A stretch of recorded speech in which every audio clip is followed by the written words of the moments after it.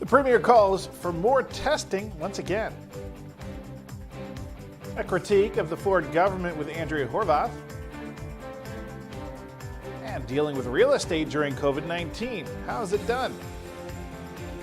All that and more coming up right now. Welcome to Cogeco News for May the 25th. I'm James Bowler with what's happening in your community.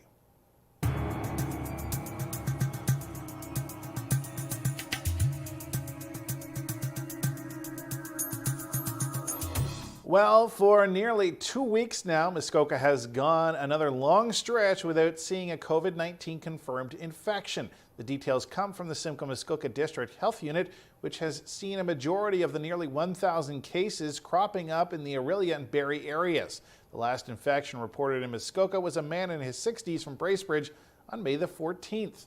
We'll be following up with the Simcoe Muskoka District Health Unit tomorrow during the twice-weekly media conference with Dr. Charles Gardner. Now, speaking of confirmed cases, Premier Doug Ford recently made a sweeping statement on how testing in the province will happen moving forward.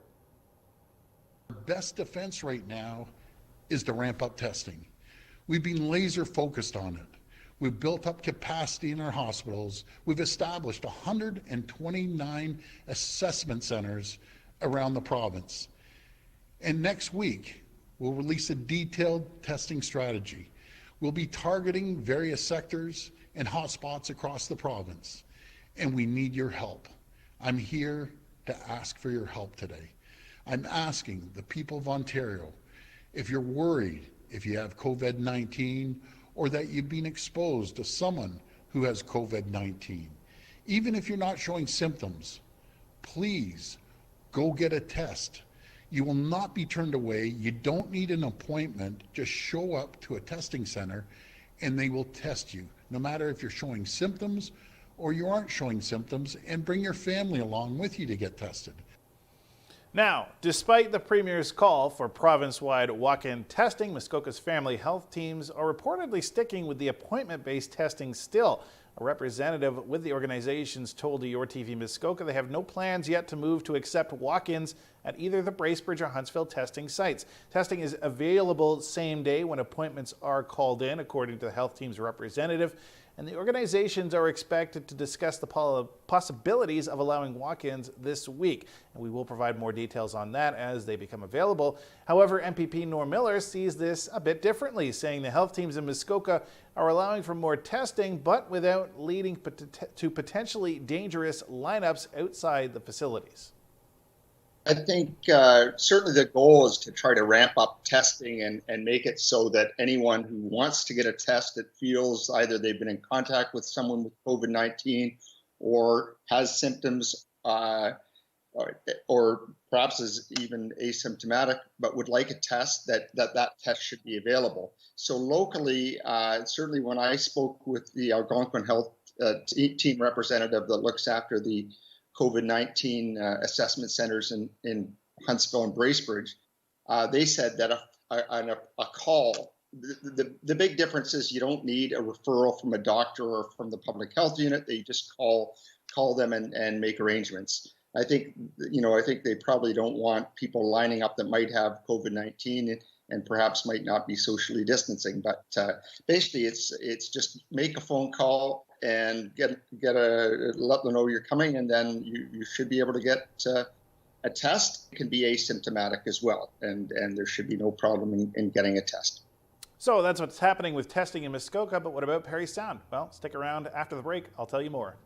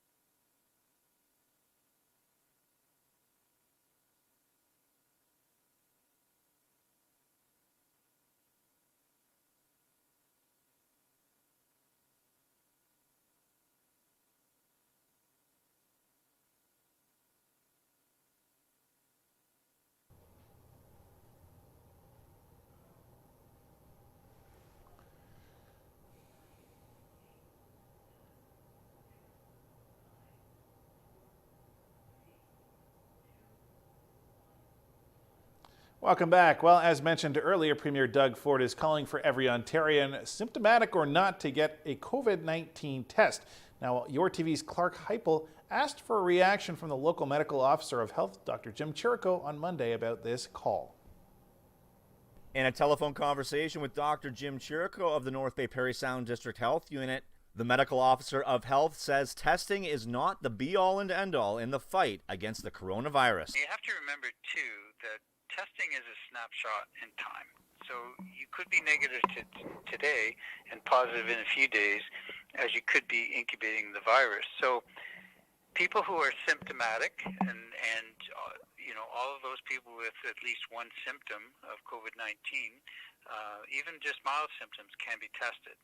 As well, if you don't have symptoms, but you think you could have been exposed to COVID-19, then you can go for testing.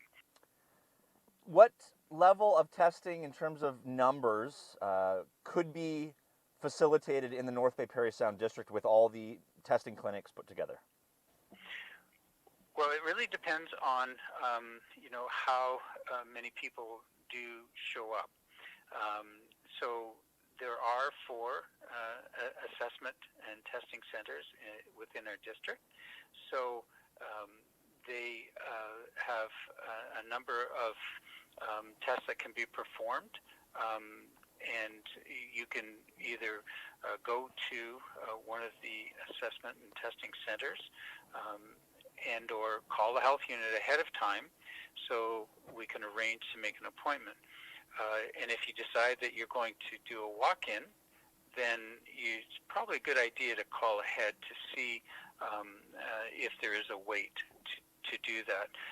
Many of the assessment and testing centers are open 7 days a week.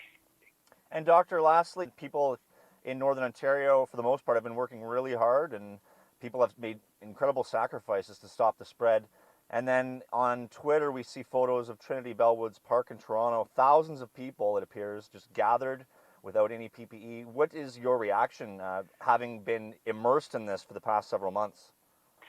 It really is disappointing, and we've got to be so careful that we don't repeat that up here. Because so many people were gathering, we know that there's community spread. They've just significantly increased the likelihood that they could become ill with COVID-19 and spread it to others. And because the incubation period is about 14 days, anywhere in between, we will, it really increases the risk that you're going to get more cases. And that's what we really need to try to avoid up here. And we really hope that, I know people have sacrificed, but you can still go out and do what you need to do that's important for you, for your mental health and for your physical health. However, you still need to physical distance. You can't be doing what they did in Toronto. Much more with the medical officer of health on Tuesday's edition of Cogeco News. Let's send it back to Greg at the news desk. Well, we've heard a lot about what the Ford government is doing, but the question is, how is the Ford government doing? Well, we've got more details on that question when we come back.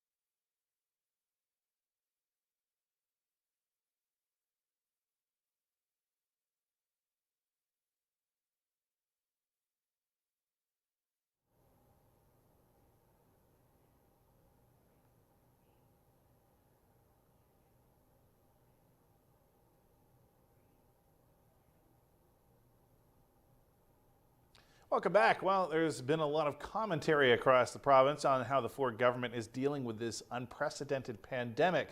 But how does the province's official opposition feel about the recent decisions and actions made by Doug Ford and his team? I recently chatted with the Ontario NDP leader Andrea Horwath to find out.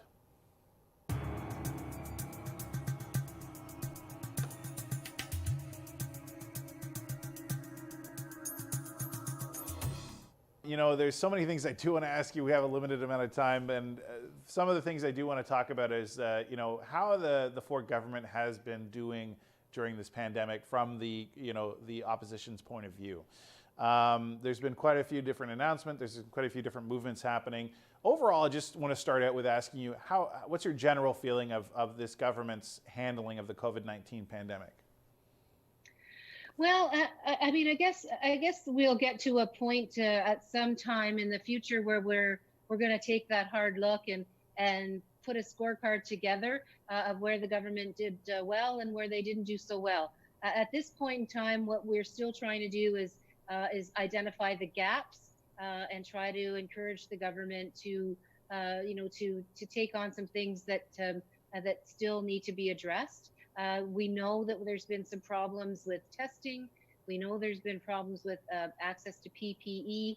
I don't even want to talk. Well, of course I do want to talk about it, but the horrifying situation in long-term care.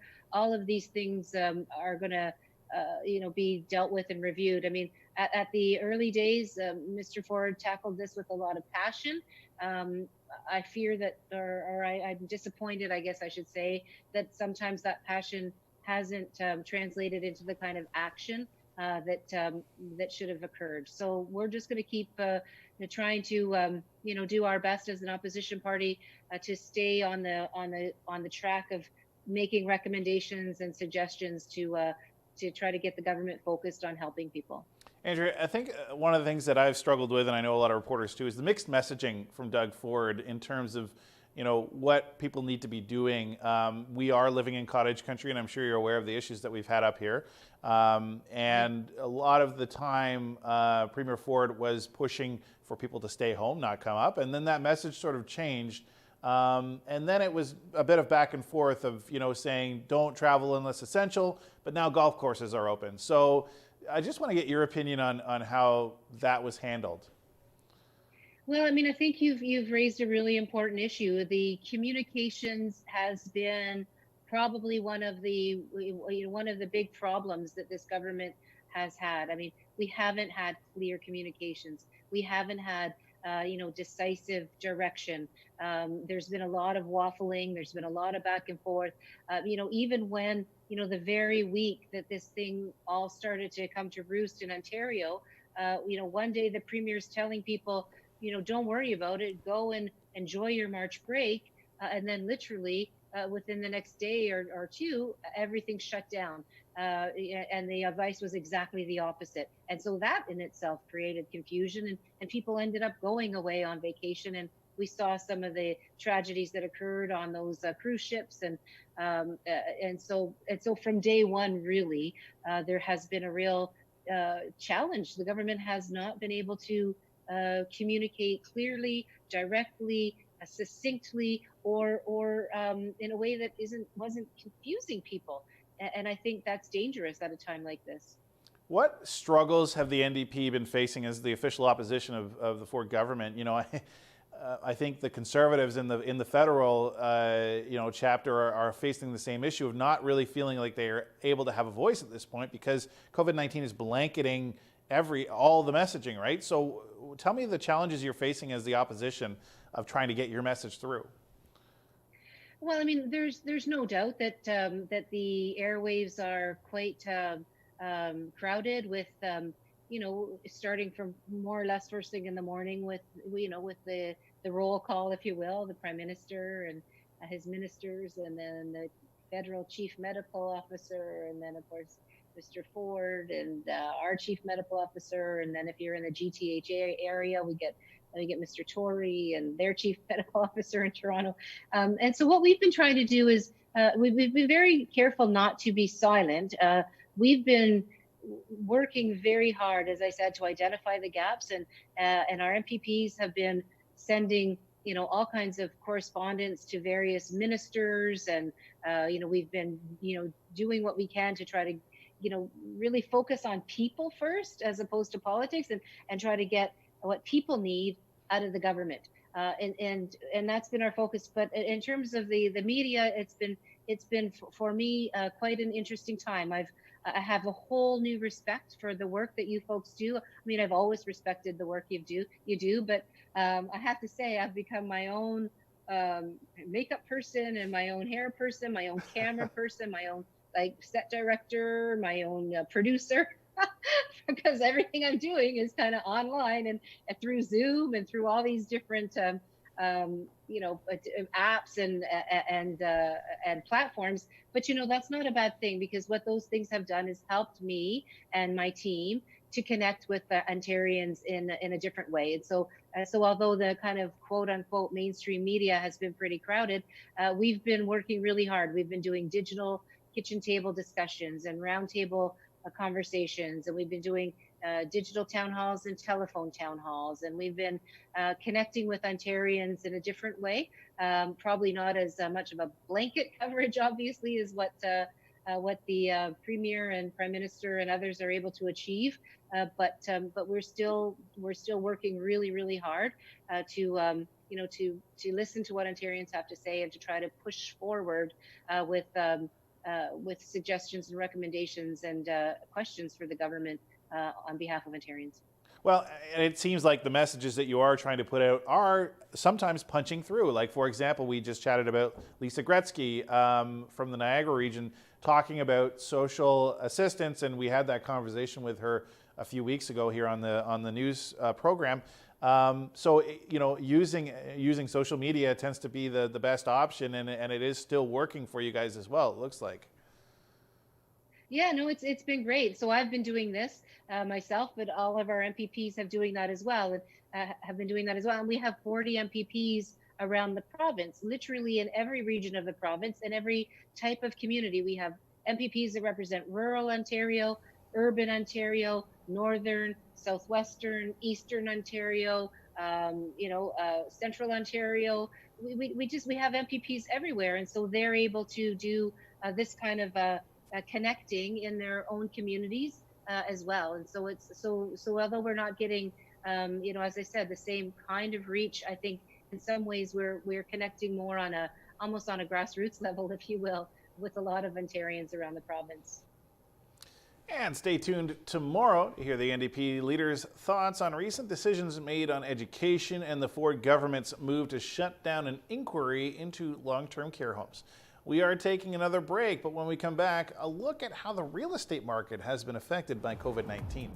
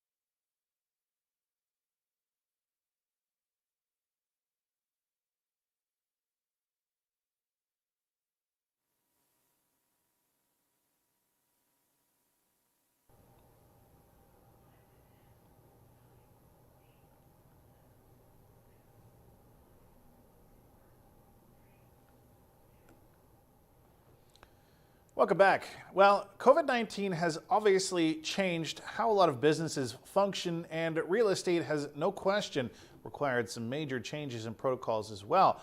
But as Kim O'Grady, a Muskoka broker with Chestnut Park Real Estate, tells us, business is still booming. Today we're at 1486 Bay Lake Road in Emsdale, and it's on Bay Lake. I'm going to start from the road and then work our way to the waterfront, because that's really why you're here, right? So a lot of what we're doing now is virtual. So whether it's FaceTime or Zoom, the seller, the owner actually takes us through the home. We're able to see it, and in that way we can then basically do our listing presentation that way.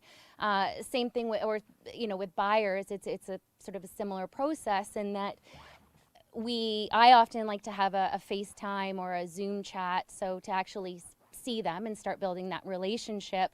And in that sense, then we really find out, have you been pre-approved, which I mean has always been important, but is so important. And this is a little aside, but to make sure that you're pre-approved based on COVID times, not pre-COVID, because things have changed, and lenders are obviously getting very particular, and will check your employment literally up until day before closing. So that's really important. So making sure that buyers are pre-approved, that they understand the property. This is what I would turn into a laundry room / mudroom. Have a closet in here, a washer and dryer. Be easy to vent it out, and there's a bathroom right above us, so plumbing would be easily accessible.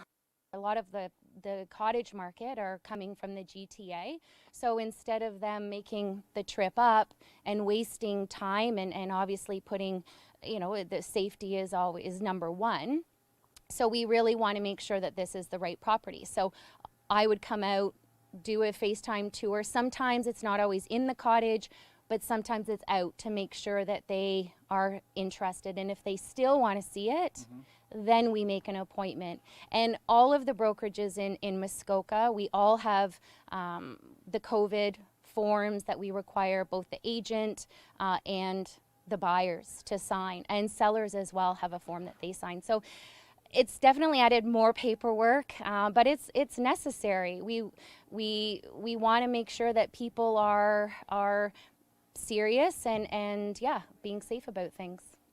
We are not seeing a dip at all, in fact, and that goes for both residential and waterfront.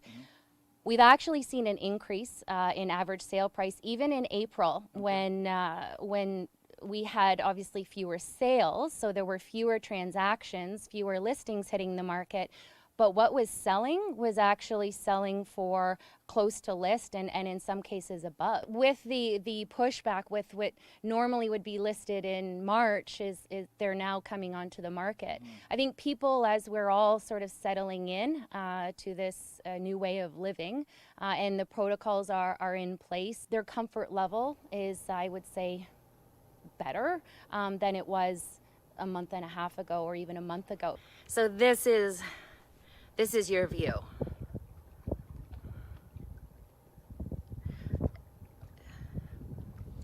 Now, just before we take our last break, I want to give a shout out to this local Muskoka resident. Now, this man decided to spend his Sunday kayaking along the Muskoka River and picking up garbage along the way. He reportedly said he has more time now and was concerned the garbage is not being properly secured in boats and on property along the river.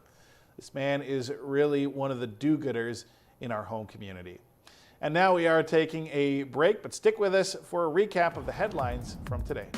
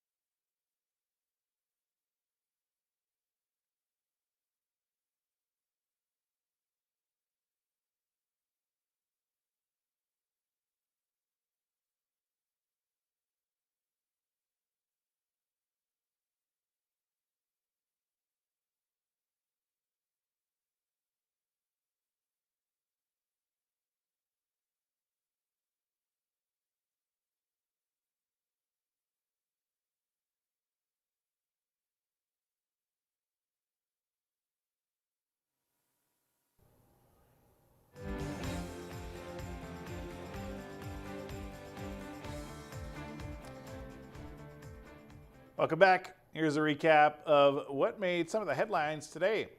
Now, testing should be done province-wide for anyone that wants it. That's the message from Premier Doug Ford, who says if you want to be tested, just walk up to an assessment center and get it. Although, that's not exactly the story in Muskoka, where testing is still being accepted on an appointment basis. MPP Norm Miller says this is more to avoid potentially dangerous lineups outside assessment centers, and you should be able to get tested with or without symptoms. And NDP leader Andrea Horvath says there will be a major dissemination of the Ford government's dealings with the pandemic. Once we get back to normalcy, you can check more on that interview tomorrow. That's Cogeco News. For more information on the program, head over to yourtv.tv or connect with us on social media by searching Your TV Muskoka. Catch us live at 5. And from everyone here at Cogeco News, thanks for watching. Have a good night.